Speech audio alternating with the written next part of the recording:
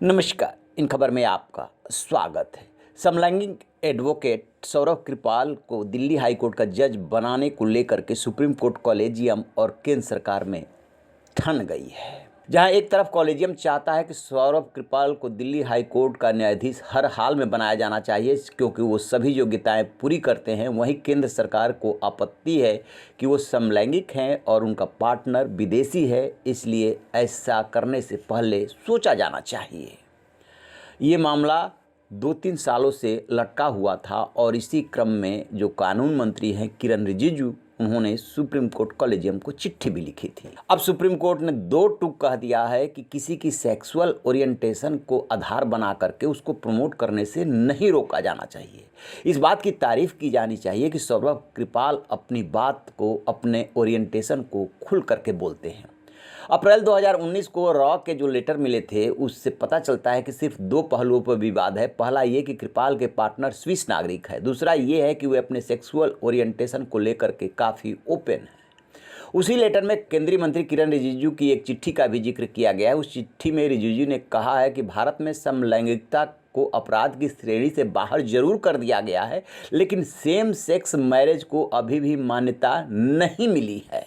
चिट्ठी में ये भी आशंका जाहिर की गई है कि यदि इनको दिल्ली हाईकोर्ट का जज बना दिया जाता है तो फिर वो पक्षपात करेंगे क्योंकि वो समलैंगिक है। इन 2 बिंदुओं पे सुप्रीम कोर्ट कॉलेजियम ने कहा है कि ये कोई पहली बार नहीं है जब बड़े पद पर बैठे किसी शख्स की पत्नी या पति विदेशी नागरिक रहे हों। ऐसे में सौरभ कृपाल की नियुक्ति को ये कह करके खारिज नहीं किया जा सकता कि उनके पार्टनर विदेशी नागरिक है। इस बात पर भी जोर दिया गया कि पहले से ऐसा सोचना कि कोई विदेशी नागरिक है तो वो भारत के खिलाफ गलत इरादे रखेगा, खतरा बन जाएगा, सही नहीं है। वहीं सेक्सुअल ओरिएंटेशन को लेकर कॉलेजियम ने कोर्ट के ही आदेश को दोहराते हुए साफ कहा है कि हर शख्स का सेक्सुअल ओरिएंटेशन के आधार पर अपना स्वतंत्र व्यक्तित्व बनाए रखने की आज़ादी है।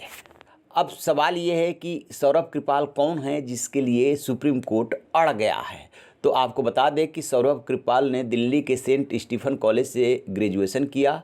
उन्होंने ग्रेजुएशन में लॉ की डिग्री ऑक्सफोर्ड यूनिवर्सिटी से ली, जबकि पोस्ट ग्रेजुएशन लॉ की डिग्री कैम्ब्रिज यूनिवर्सिटी से ली। सुप्रीम कोर्ट में उन्होंने 2 दशक तक प्रैक्टिस की है।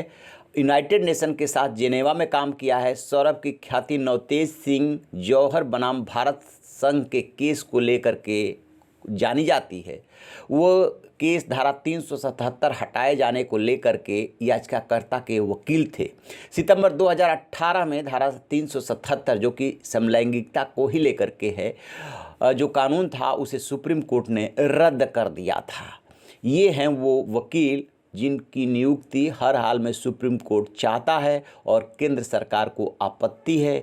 अब ये पूरा विवाद सामने आ गया है। देखते हैं कि जो कॉलेजियम है उसकी फिर से सिफारिश करने के बाद केंद्र सरकार क्या कहती है, क्योंकि कॉलेजियम की दोबारा यदि सिफारिश होती है तो केंद्र सरकार उसे मना नहीं कर सकती। रहिए बेखबर, देखते रहिए इन खबर। Thank you.